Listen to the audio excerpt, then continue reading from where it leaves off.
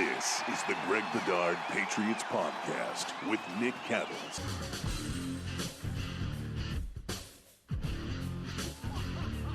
He's Greg, I'm Nick. It's the Greg Bedard Patriots Podcast, brought to you by FanDuel, the exclusive wagering partner of the CLNS Media Network.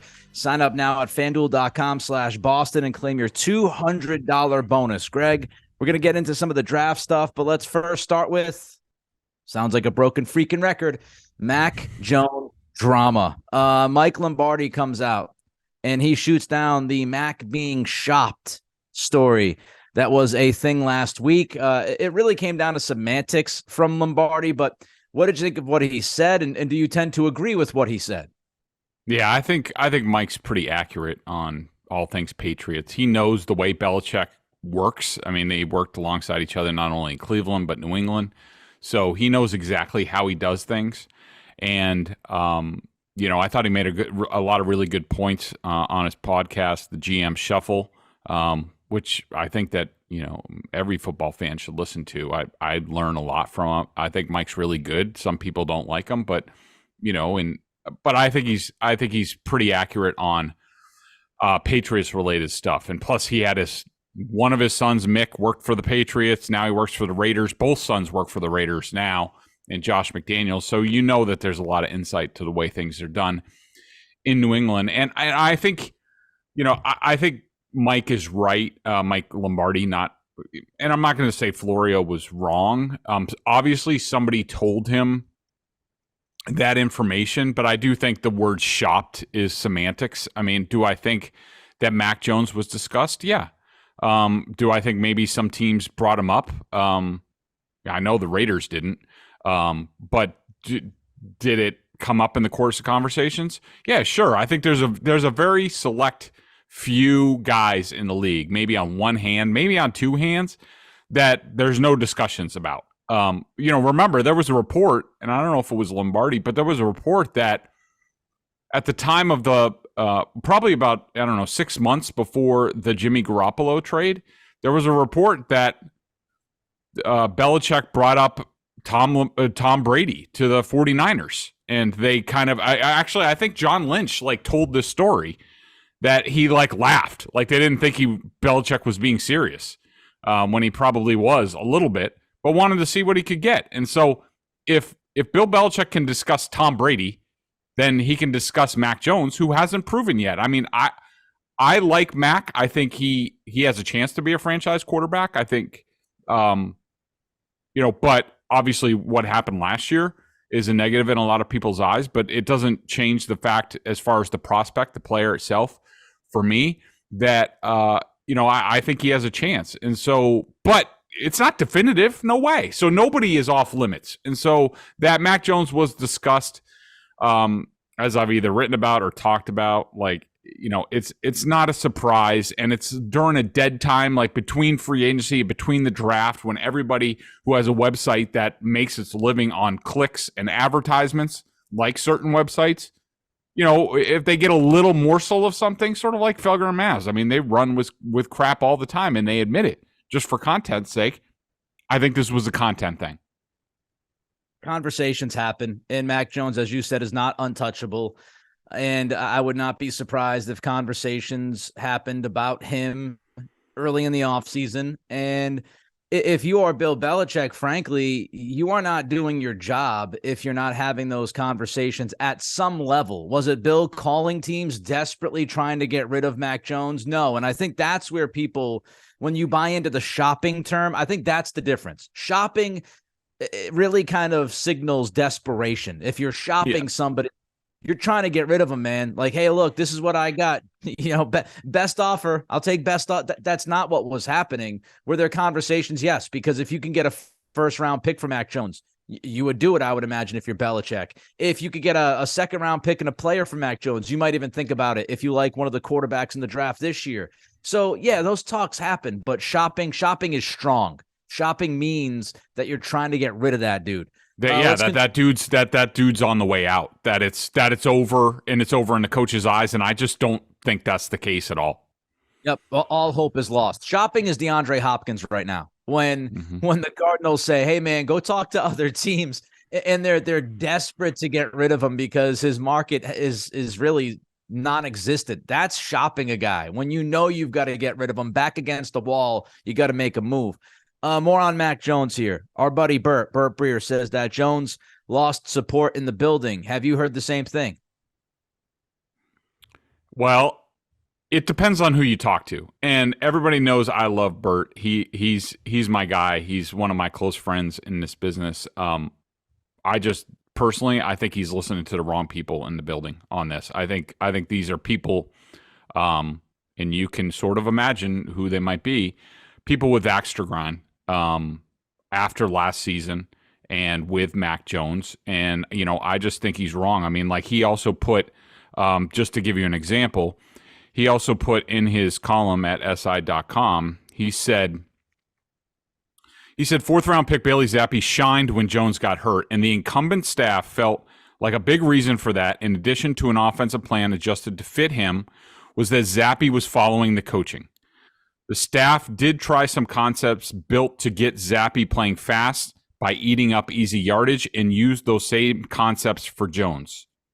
The result was that the coaching staff came out of the year feeling the difference between the two quarterbacks wasn't massive. Okay, so everybody knows that I watched the film pretty closely, and people that have been listening to this podcast, especially last season, when I would say that we were highly accurate from the offseason through the end of the season on what was going on with this offense. That is what they said about the scheme and about the plays and how they did it for Zappi, and they also did it for Jones.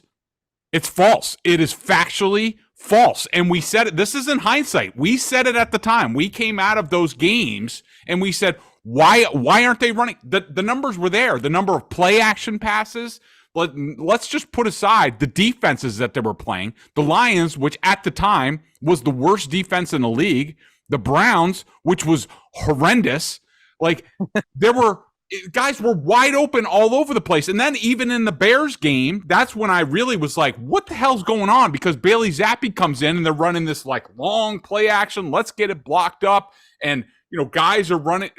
I said at the time, and I pointed out in film, like what they ran for Mac, which was, if people want to really remember and be factual about this, when they were running the offense for Mac, it was all about, it was basically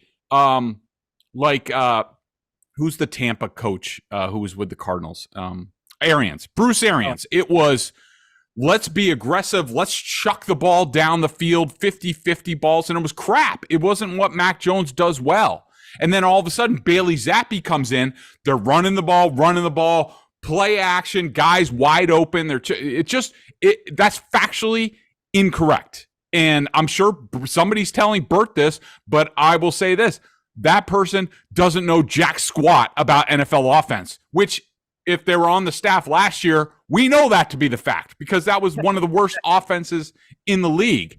And so that kind of stuff, like I don't care what that source is saying. They're just wrong. They're biased, and they're still trying to cover their ass for last year and blaming it all on Mac, and it's a bunch of bull crap. And, Bailey Zappi, look, you want to say he was great in those games. What happened in the Bears game? Yes, he came in with some really nice design plays that made me want to think, did they know Bailey was coming in and they saved those? And I'm not going to back down from that. That was my initial thought. And then all of a sudden, guess what happened in the second? First of all, Zappi gave them a lead. They had a halftime lead against the Bears. What happened? They got their doors blown off, couldn't do jack squat once those game plan plays for Bailey Zappi were gone, and they got embarrassed on their home field against a team that never won the rest of the season. So I'm sorry, that stuff is a bunch of bullcrap. Yeah, and the plays that Zappi made, look, he hit a wide open receiver. A guy was open. I think it was Jacoby by like 20 yards. He was uncovered. And Devontae Parker, I think, is the guy. It was either Parker or Aguilar. I think it was Parker who made a tremendous play down the sideline for Zappi as well. So those were the two big plays he made, a guy wide ass open and a guy who made a terrific individual play on a 50-50 ball. I'm not going to lose my mind over, a couple of drives by Bailey Zappi against Chicago when, as you mentioned, Greg, the competition was not at the level before then for him. I would also say, look, I'm just tired of this nonsense. To me, there are certain people in the building that are making Mac Jones to be the scapegoat. We know what the problem was last year. The problem was not Mac Jones. He was not the biggest problem in the building. The biggest problem in the building was Bill Belichick gave the offense to two coaches who were not ready to coach the offense, had no idea how to call plays, had no idea what to do, did not know how to utilize the strengths of Mac Jones. They had receivers at times that couldn't get open. They had a tight end in Jonnu Smith who got traded for a 7th-round pick because he was useless. Hunter Henry was misused. Give me a break. The offensive line was inconsistent with penalties and other stuff. They had injuries up front as well. Did Mac Jones play great? No, he didn't play great. Did he play better as the year went on? I thought he played better as the year went on. But the problem was Matt Patricia and Joe Judge, which began with Bill Belichick. It was a fakakta idea. It was a terrible approach. It blew up in their face. Stop making Mac Jones the scapegoat. Stop. Let this guy play football. Let him have weapons around him with a competent offensive line, with a guy that actually knows how to call plays in Bill O'Brien. Then let's judge. Can we stop with the stuff? I see my guy Adam Jones, in the afternoon talking about how Mac Jones has never won a QB competition. That's just patently false. Yeah. We're at the point now. We're at the point now where we're just spreading bullshit about this guy. Like, we're making stuff up. Just let him play football. And if he stinks this year with Bill O'Brien and good weapons and a good offensive line, I'll be the first guy, along with Greg, saying Mac Jones is not the franchise quarterback. Mm-hmm. They need to go in a different direction. But this scapegoating by Matt Patricia, Joe Judge, or one of their lackeys, whoever's doing this, it is putrid. It's disgusting. It's repugnant. It's ridiculous. It's irresponsible. Matt Patricia, Joe Judge, Bill Belichick, full stop. That's why your offense wasn't good last year. Enough is enough. Can we move the hell on? We're 3 weeks away from the draft, less than 3 weeks away from the draft, and we're still talking about Bailey freaking Zappi. Okay. I will. That was great. And did Adam Jones forget about Bryce Young? I mean, going into that year, everybody thought Bryce Young was going to be the guy. He was going to come in and take the job. And guess what? Mac Jones beat his ass, and he won a national championship. So what are we? And was a Heisman. He was up there for the Heisman. So what are we talking about? This stuff about Mac doesn't like to be coached hard, and Mac isn't competitive, and Mac's not working in the facility enough.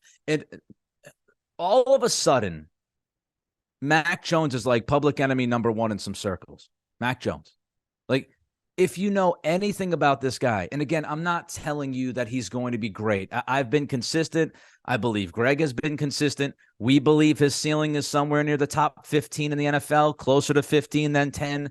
That's where he is if he plays at his best. He doesn't have unbelievable, quote-unquote, gifts. His processing is his superpower. He's got better athleticism than you think because people thought he couldn't even move. His arm strength is not great, but he's got an incredible football IQ. He works his ass off. He is highly competitive. That's what his track record is. That's who he is. Can we stop building these false narratives surrounding Mac Jones? All of a sudden, he doesn't want to compete.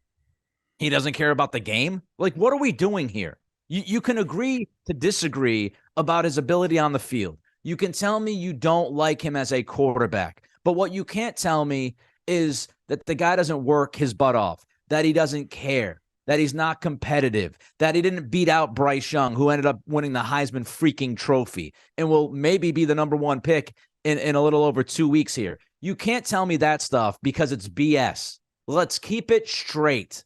And I know the radio tricks. I'm part of the game. I understand it. But this theory that you got to throw shit up against the wall to get good radio is nonsense.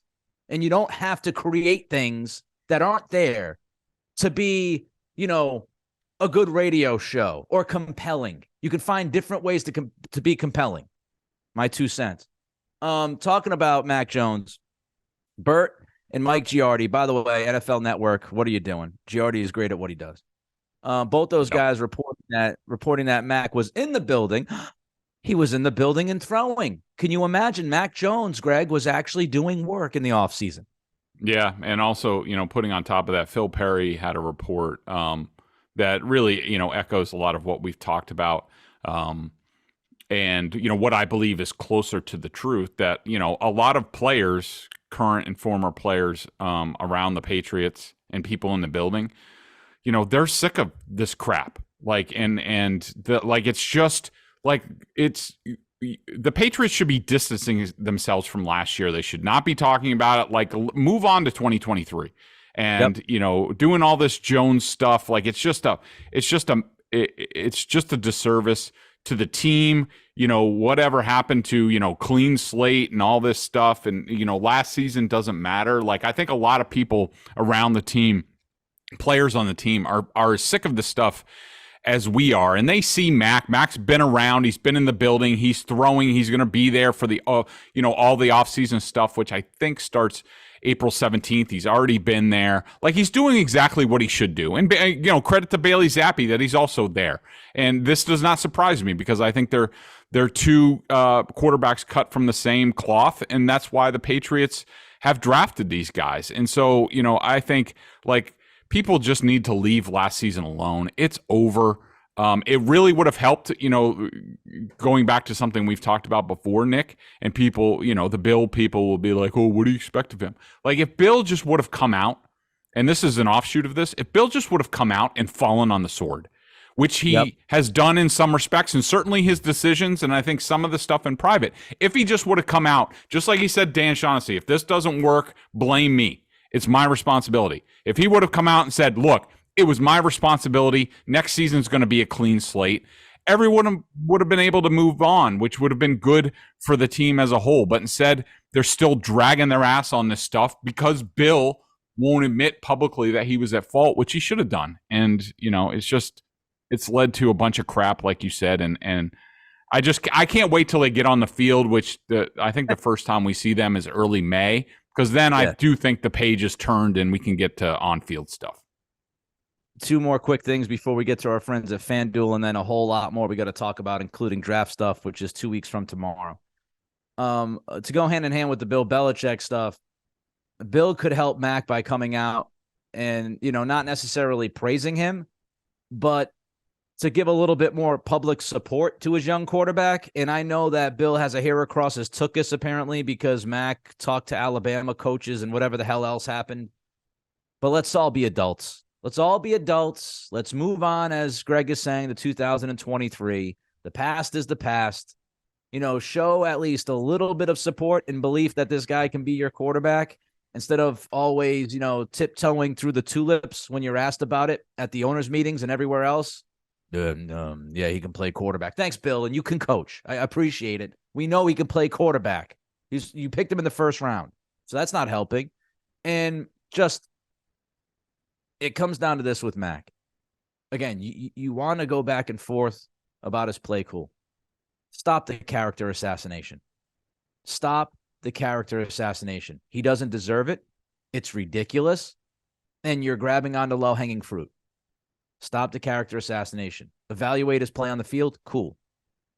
Don't tell me the dude doesn't have it in his heart. He's not hard work and stuff like that. That's ridiculous. All right. Before we get to some NFL news and notes quick, and then, of course, we've got to get to the draft. FanDuel, Greg, the best, and I mean the absolute best betting app out there in the world. Yeah, grand slams, no-hitters, and double plays are back. And there's no better place to get in on the MLB action than FanDuel, America's #1 sportsbook and official partner of Major League Baseball. And let's also add, the NHL and NBA playoffs are getting going, and that is some good stuff right there. And new customers and Mass can get in on the action with $200 in bonus bets guaranteed when you place your first $5 bet. Just sign up at FanDuel.com/Boston. Finally, you can bet on all your favorite sports, from the money line to point spreads to players props and more, and from anywhere. The bed, your car, the bathroom, anywhere you want. And I do that all the time. Made a little bit of money on the NCAA tournament, getting in on the baseball, because now with the pitch clock, I can actually watch an entire baseball game in about 2.5 hours, which is nice. So bet on an app that's safe, secure, and super easy to use. Don't miss your chance to get $200 in bonus bets, win or lose. Visit FanDuel.com/Boston and make every moment more. FanDuel, official partner of Major League Baseball. 21 plus and present in Mass. First online real wager only. $10 first deposit required. Bonus issued as non-withdrawable bonus bets that expire in 14 days. Restrictions apply. See terms at sportsbook.fanduel.com. Hope is here. gamblinghelplinema.org or call 800-327-5050 for 24/7 support. Play it smart from the start. GameSenseMA.com or call 1-800-GAM-1234. FanDuel is the ish. Couple quick news and notes here across the league before we get to the draft stuff. OBJ to the Ravens, Greg. Yeah, way too expensive. Even though they did tack on voidable years, so the cap hit I think is like $4 million the first year, but $15 million guaranteed for a guy who hasn't been healthy in a long time and hasn't been like a dominating number one in years is way too rich. To me, it tells me that Lamar Jackson is back, at least on the 1-year franchise tender. So, there's no way the Patriots would have done that deal. Not a chance in hell. It's front office malpractice. I tweeted that at Nick C Radio. To give that guy $15 million guaranteed is hilarious. I don't know if anybody was around $10 million guaranteed for him. So the Ravens dramatically overpaid the market for OBJ. They're in in a desperate situation. I think this was as much a, hey, Lamar, we're going to get your guy, than anything else. We'll give you your guy for this year. Come on back, play on this tag, and let's see if we can work out a deal down the road. I think that's what this is. I don't, as you said, Greg, I don't know how you could pay him that much money given the last couple of years. Jeffrey Okudah, gone from Detroit. He gets traded to Atlanta for a 5th-round pick. Let's remind people that Okudah was the 3rd overall pick by Matt Patricia. Now, some people I saw reacting to this trade said they believe that Okudah still has high-end skill and could be a number 1 cornerback. The Falcons' 5th-round pick seems like a high-reward, low-risk kind of deal. What'd you make of it? Yeah, I was very surprised. I mean, I was the biggest Okudah guy in the draft, but you don't go 3rd overall as a cornerback if you don't have like top-end talent. And to me, for a 5th-round pick, I mean, and you look at what the Patriots have at cornerback, and we talk about the need for a number 1, which, he obviously, as a 3rd overall pick, has that potential.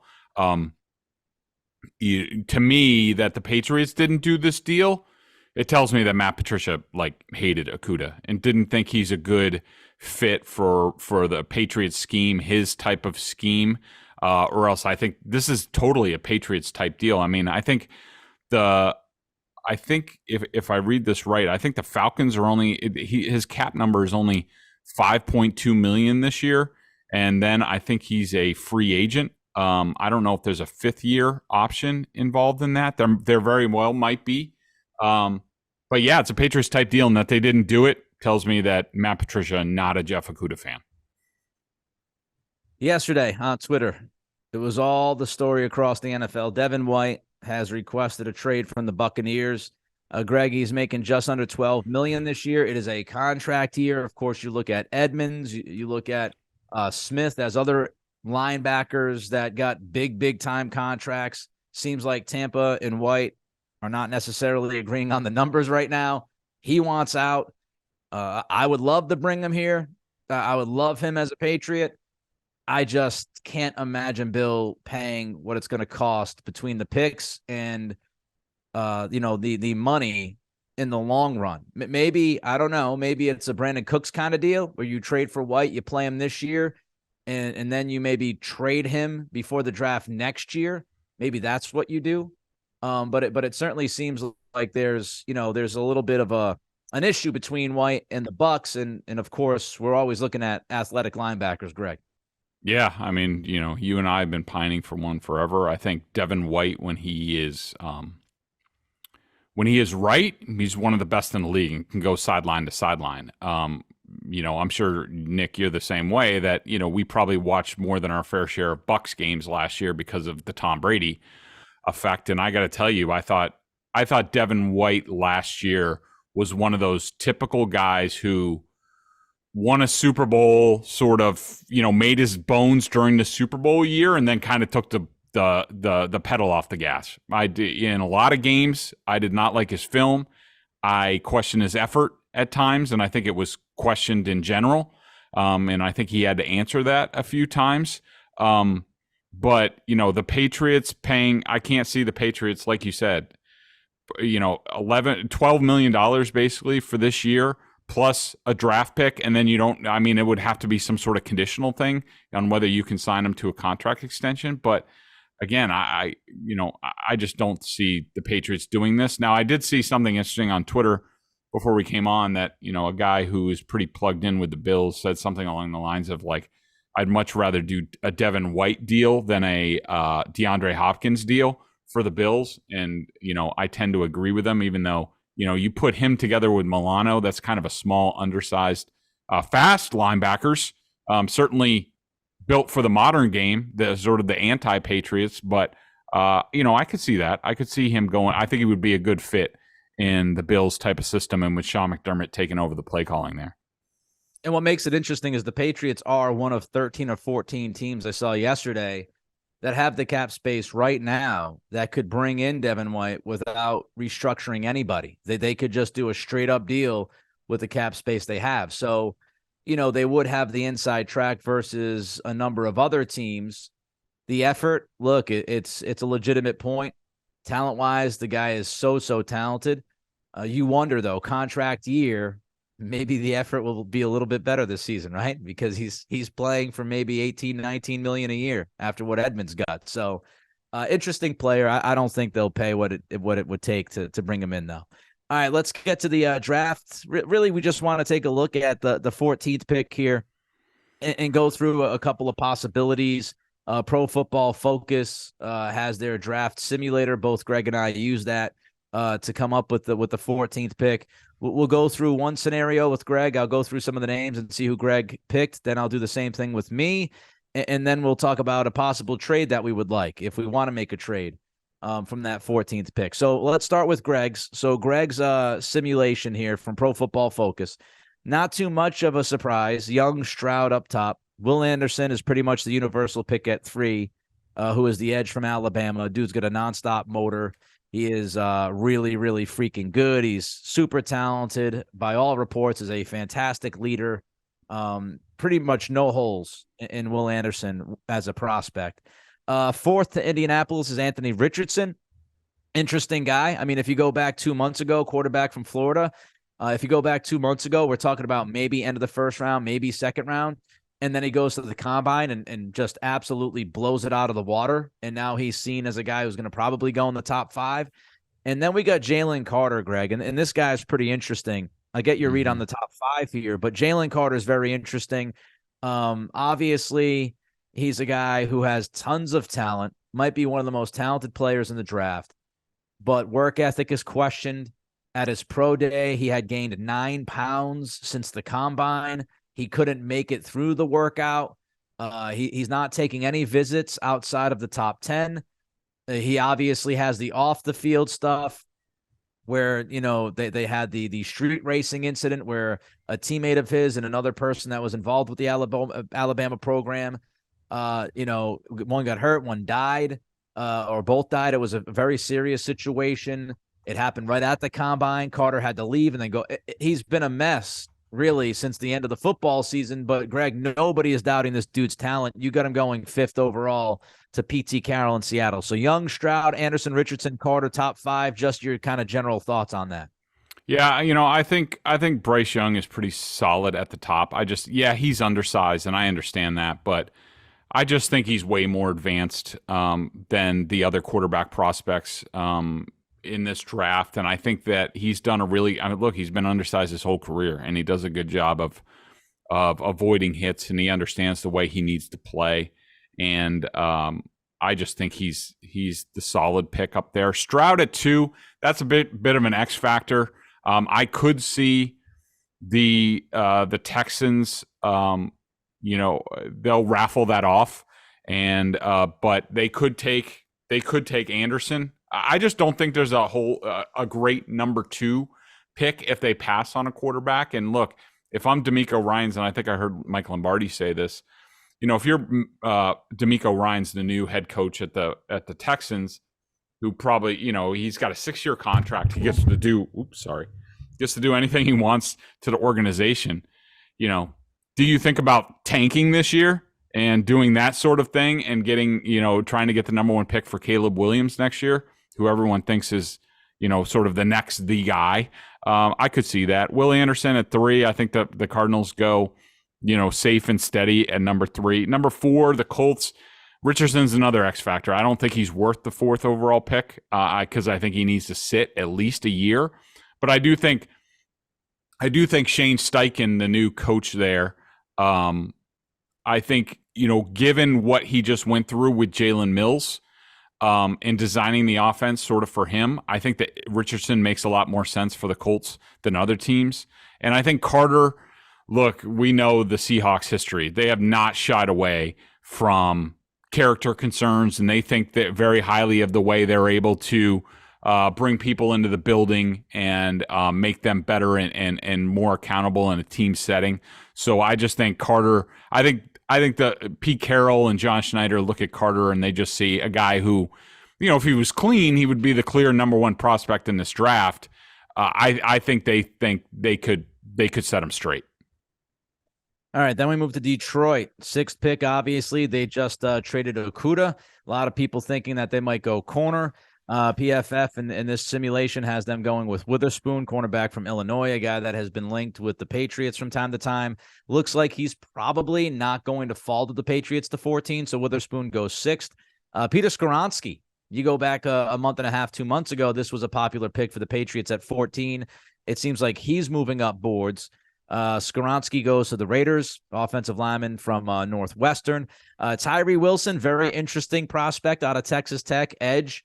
He's a pass rusher.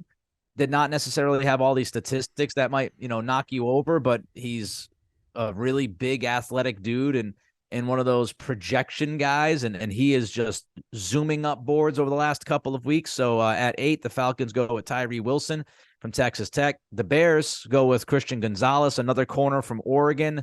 And then the Eagles at number 10, Lucas Van Ness, which, he seems like a polarizing player. Some people love Van Ness, other people not so sold on him. 6 through 10, Greg, what stands out to you? Yeah, I think, you looked at, for some reason, I saw a lot of Detroit last year, and they were just horrible at cornerback. And, now that Okudah's gone, it's almost, like you said, it's tailor-made for them to, and I love Witherspoon's tape. He's not the biggest guy in the world, but man, that guy just gets after it, not afraid to tackle. Like, I love his ball skills, his closing skills. Skoronski at the Raiders, the Raiders, I don't know how they feel about Levis, who on my mock right now, Will Levis is the only, top quarterback left on the board. And you could easily see them taking Levis and having him sit behind Jimmy for like a year or getting ready, because we all know that Jimmy's not the most durable guy in the world. But I just look at, from watching them all last year, and they could use a ton of help on defense, so I could see cornerback here. But I think that Skoronski, whether he's a tackle or a guard, you bring him in, he has all-pro talent, whether it's at either spot. And they're, outside of left tackle, the Raiders are a little bit iffy on the offensive line. It was a problem last year. You just bring them in, you say, all right, well, best 5 guys. And, Skoronski, I think, is a good player. I think Falcons, now that they got Okudah, I think they've need pass rush help for years. So I think Tyree Wilson is the best guy there. Gonzalez, again, the Bears could go in a lot of different directions, but I think he's the next best cornerback, and they need help there. We talked about their defense earlier and how it's horrible. And the Eagles are always with Howie Roseman. You just never know what direction they're going to go in. But I think that they have some guys coming up on contracts on the edge that have, like Huff and some other people. And so I think that they need to get younger on the edge. And I think that I see Van Ness as a guy that the Eagles would like. For Patriots listeners and viewers, you're watching this, you're listening to this. For those hoping for Jackson Smith and Jigba, you can get rid of those hopes, because he goes 11th to the Tennessee Titans. We know all about him, Ohio State wide receiver, fantastic route runner. Then you have Quentin Johnson. So you've got back-to-back wide receivers. Johnston's a big kid, TCU, gets down the field, contested catch kind of guy. Maybe not as good as his potential. When you watch him play, you feel like you can get more out of him, but of course, there were some pictures and video of Bill Belichick talking to Quentin Johnston recently, and that could be a thing. 13th, another guy that's been talked about with the Patriots, a little undersized edge, Nolan Smith from Georgia. He goes 13th to the Jets. And then we have the 14th pick overall, Greg. He goes with Greg Bedard, turns the card in, Paris Johnson Jr., offensive tackle from the Ohio State University. Greg, tell us why you picked Paris Johnson. Yeah, I just think that, and there's a lot of different directions the Patriots could go here. There's still some good cornerbacks on the board. Zay Jones is on the board. If you wanted to go running back, the kid out of Texas is still there, even though I would never do that in a million years. I don't think Bill would. I just think, to me, this is a layup for the Patriots. I mean, they will, if this is the board, they will listen, because Levis is still on the board, and we'll talk about that in a second. But I'm going, Paris Johnson is a guy who can play left tackle, is probably a left tackle. And, you bring him in and he makes things a lot better. Probably Trent Brown is on the way out and you pick up $10 million in cap space. If that's the case, you put Paris Johnson at left tackle, figure out right tackle between Riley Reif, Calvin Anderson, Yadni Kajust, like Stuber, like all these guys. And to me, I just think that makes the Patriots a lot better going forward, where you have the potential franchise left tackle who's big, 6'6", long arms, great athlete. Not a perfect prospect at all, but I think he makes the Patriots a lot better. So for my simulation, Bryce Young, C.J. Stroud, Will Anderson, Will Levis went fourth in my draft simulation. Skoronski went to the Seahawks at 5. Jalen Carter went to Detroit at 6. Anthony Richardson is a Las Vegas Raider in this simulation. Tyree Wilson stays at 8 with the Falcons. Witherspoon goes to Chicago at 9. Quentin Johnston is the first receiver off the board at 10 to Philly. That's a good pick. Jackson Smith and Jigba goes to Tennessee at 11. Kalijah Kancey, a lot of people talking about Aaron Donald comparisons with that young man after his combine. I would pump the brakes on that, but Kancey goes 12th to Houston. There was a trade there, apparently. Obviously, but thanks to that Denver. What is this? What they do? They did. I'm trying to see what they did here. Hold on one second. Yeah, they get that from Cleveland. That's right. They got the pick from Cleveland. And then Lucas Van Ness goes 13th to the Jets, which left me with Christian Gonzalez and Paris Johnson. Since you picked Paris Johnson, I'll go Christian Gonzalez, top 10 prospect, cornerback out of Oregon. He's a legit CB1, 6'1", $197, ran a 4.38 40, has a 41.5-inch vertical, a dynamic athlete, can play the outside. I went with Christian Gonzalez at number 14. Greg, if you had to make a deal, what are the possibilities here?